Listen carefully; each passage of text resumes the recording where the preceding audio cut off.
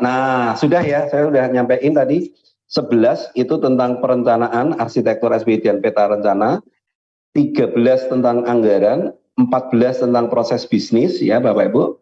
Kemudian 15, 16, 17, 18 itu tentang TIK, yakni aplikasi pusat data, kemudian jaringan intra pemerintah dan sistem penghubung layanan. Nah, sekarang yang dua terakhir, nanti kita lanjutkan dengan diskusi ya Pak Bu, kita masih punya waktu banyak nih. Cepat kok Pak Bu. Indikator 19 dan 20 ini masalah tim koordinasi SPBA. Ya, aku tadi berarti kelihatan Ibu Ayang ya, udah ya sakit 6 hari itu. Bisa ini Pak Bu yang bocor. Ya, jadi 1920 ini Bapak Ibu, ini menyangkut tim koordinasi SPBA. Nah, tim koordinasi SPBA itu apa Pak Bu? Oke ya, tim koordinasi SPBA ini dasarnya adalah Bapak Ibu bisa buka nanti di Kepmenpan RB 965 tahun 2021. Nih dasarnya bisa dilihat ya. Nah, kayak gini Pak Bu, nanti dilihat bahwa Bapak Ibu setiap IPPD wajib membuat satu tim namanya tim koordinasi SPBA. Ya, walaupun nanti penilaian kami, wah ternyata dia belum punya tim koordinasi SPBA namanya Dewan Smart City gitu ya. Tapi kita lihat apakah tupoksinya ketuanya itu memang kepala daerah atau menteri gitu ya. Lalu sekretarisnya adalah sekda ya, koordinatornya adalah sekda atau sekretaris kementerian gitu ya. Nah, di situ anggota-anggotanya ya adalah dari harus ada organisasi keuangan gitu ya Bapak Ibu ya. Nah ini contohnya Bapak Ibu. Jadi ada ini ya Dewan Pengawas, ada tim pelaksana. Nah ini modelnya. Kalau Bapak Ibu lihat di Kepmenpan 965 itu pendekatannya Pokja. Ya Bapak Ibu, kalau saya di Pokja itu ini yang Bapak Ibu kan ada 47 indikator nih, ada 47 indikator ada 47 indikator. Nah 47 indikator itu sebaiknya nanti jelas di dalam SK. Ini tips dari saya ya, karena kondisi di lapangan, saya memahami kondisi di lapangan. Nomor satu, agar SPBA berhasil, buatlah tim koordinasi SPBA yang solid dengan diawali SK yang clear. SK yang clear. SK yang clear itu apa? Satu, kepalanya adalah kepala daerah atau menteri, koordinatornya adalah sekretaris daerah, ya. Lalu di situ Bapak Ibu ada pembagian. Kayak misalnya indikator 1 sampai 10 kebijakan internal itu yang accountable, yang bertanggung gugat siapa? Ya, misalnya bagian hukum. 11 indikator arsitektur yang tanggung gugat siapa? Yang accountable. Itu Kominfo. Misalnya 12 peta rencana siapa misalnya? Keuangan tadi anggaran siapa? Oh misalnya BPKAD gitu. Nah itu di dalam SK-nya muncul Pak penanggung jawabnya siapa? Ya nanti kalau dalam Kepmenpan 965 itu pendekatannya Pokja. Jadi untuk setiap untuk setiap urusan-urusan itu dibikin bukan hanya satu OPD, tapi ada penanggung gugat terus dikerjakan bareng-bareng. Contoh kayak tadi ya Pak Bu ya, misalnya keselarasan peta rencana dengan anggaran. Nah itu bisa saja yang accountable adalah atau penanggung gugatnya adalah BPKAD, tapi nanti yang pelaksananya adalah ada Kominfo di situ, ada Bapeda di situ. Nah itu dibikin Pokja.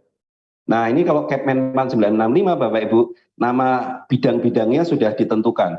Harus ada Pokja bidang transformasi bisnis, Pokja manajemen perubahan, Pokja manajemen SDM, Pokja manajemen pengetahuan, Pokja audit. Nah ini udah ada Pak Bu. Misalnya audit penanggung jawabnya adalah inspektorat.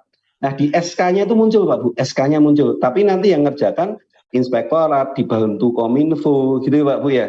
Itu bisa dibikin kayak gitu di dalam SK-nya. Maka saya menyarankan buatlah SK yang betul-betul clear ya. Nah ini Pak Bu ya. Nah Bapak Ibu akan dapat indikator 19 itu apa? 19 itu kalau Bapak Ibu SK-nya jelas, tupoksinya jelas, ada program kerjanya. ya, ada program kerjanya. Jadi sesudah ada SK-nya, kalau ada SK-nya saja Bapak Ibu udah ada tupoksinya, nilainya mungkin 2, ya, nilainya 2 karena belum ada bukti tadi SK-nya dikerjakan beneran atau enggak.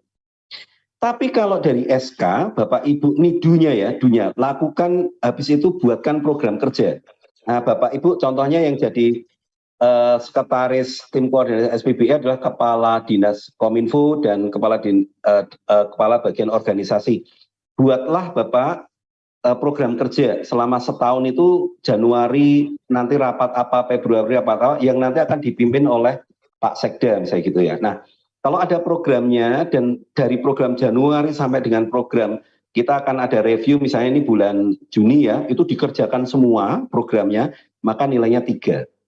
Ya, nilai 3 itu kalau ada tadi SK-nya jelas, ada programnya dan semua program tadi dikerjakan, maka nilainya 3. Ya, Bapak Ibu. Ini saya wanti-wanti nih Pak Bu, ini tips juga nih Duni dan Don. Ingat Bapak Ibu, mohon disampaikan. Bapak Ibu kan di situ koordinatornya Pak Sekda ya. Seringkali nanti waktu wawancara itu ternyata yang menemui malah level staff. Bukan merendahkan ya, bukan ya, tapi yang menemui staff sama vendor, kan ini pengalaman kami. Yang menemui kita waktu wawancara staff vendor lagi, yang sering jawab vendor. Sudah kelihatan Pak Bu, sebagus apapun dokumen Bapak Ibu waktu wawancara, yang menemui itu staff sama vendor. Nggak mungkin ada tim koordinasi SPBE, walaupun Bapak Ibu tunjukkan ada SK, ada apa, nggak jalan itu ya. Jadi tolong Bapak Ibu komunikasikan ke pimpinan bahwa Pak, ini penanggung jawab dari tim koordinasi SPBE, koordinatornya adalah Pak Sekda. Jadi upayakan Pak Sekda ya pada saat wawancara gitu ya untuk hadir Pak Bu ya, karena beliaunya yang memang memiliki kewenangan lintas OPD. Ya.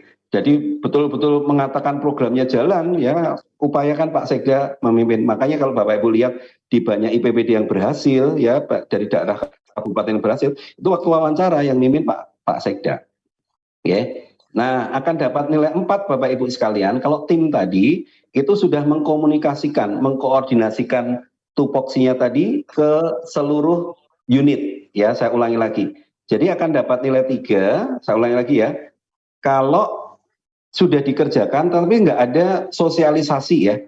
Semua program sudah dikerjakan tapi nggak ada sosialisasi ke semua dinas. Kalau semua program sudah dikerjakan, ya Bapak Ibu, dan selalu rutin mensosialisasi apa yang dikerjakan ke semua OPD, lalu ada proses review dan evaluasi Bapak Ibu, maka nilainya 4. Dan nilai 5 kalau ada evaluasinya ditindaklanjuti.